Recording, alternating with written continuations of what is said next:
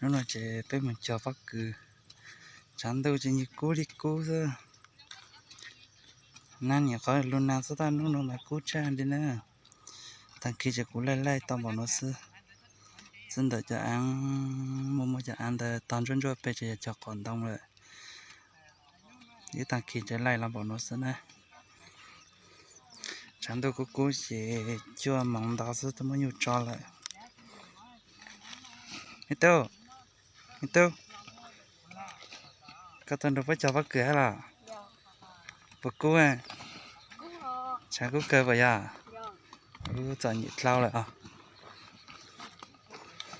tụi nó giờ pan nhẹ nè pan nhẹ trâu chí cái tết chả nó chỉ trâu chí tao nói sơ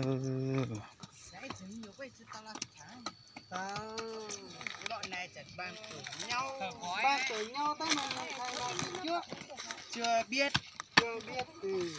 thế bạn này đéo cho lấy chồng cho bác cứ sao một qua sáng cú cờ liệt vậy à bữa lan chó à bữa lan chó nó có má thì có khổ là tôi quay đến cho bác lọ nó lâu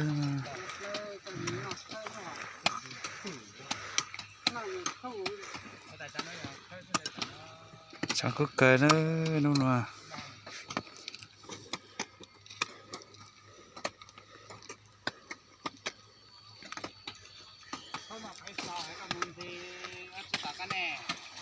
chỉ cho con nó sẽ to nữa muốn nhiều cho lại muốn tự cho lại hắn tới cười yếu chả lão nữa thôi chẳng biết ai tao nó xưa cho dám chọn tôi đi tập tàng đó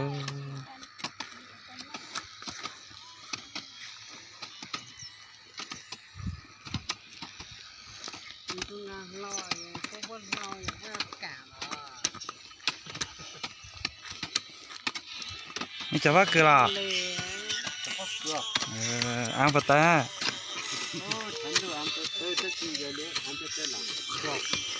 Bây giờ xin chào các bác cứ chút to.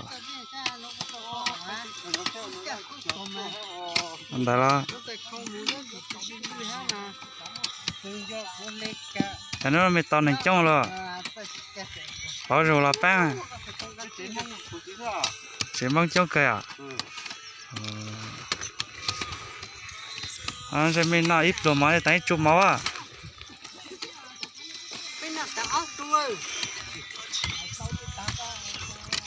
Plot rồi gì có bé từ này à? Mình nhớ bây giờ lên à?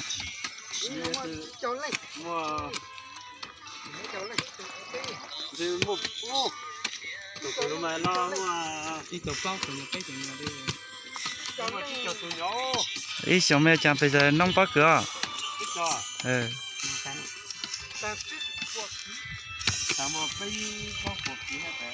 Bây bao bùa ổn đầu cây à? Ý xong mẹ thâu làm bảo tự nhiên à? Sau làm bảo tự nhiên luôn. Bây bùa chiều. Bây bùa tờ lạng. Ôi à lo đau cây à? Mẹ tuột chua rồi gì à? Tuột chua cho nó chua nhỏ hay không?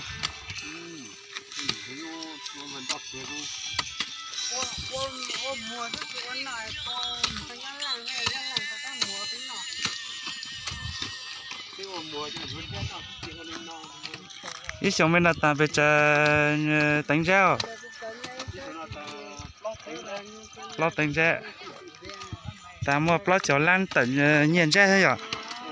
Trong mày chúng ta ta bảo đấy à? Tô ban nãy tôi nó trong từ từ nó bên trên này mà.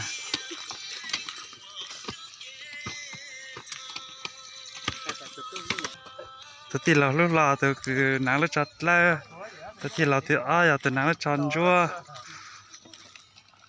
tôi tin bây giờ tôi nắng lúc mặn chua chua, tôi bao giờ tôi nắng lúc chọn chua chua đấy ha, chứ giờ tôi sắp về nó, lúc chặt lúc lâu, tôi sang giờ tôi về nó nè, tôi mi tao nè,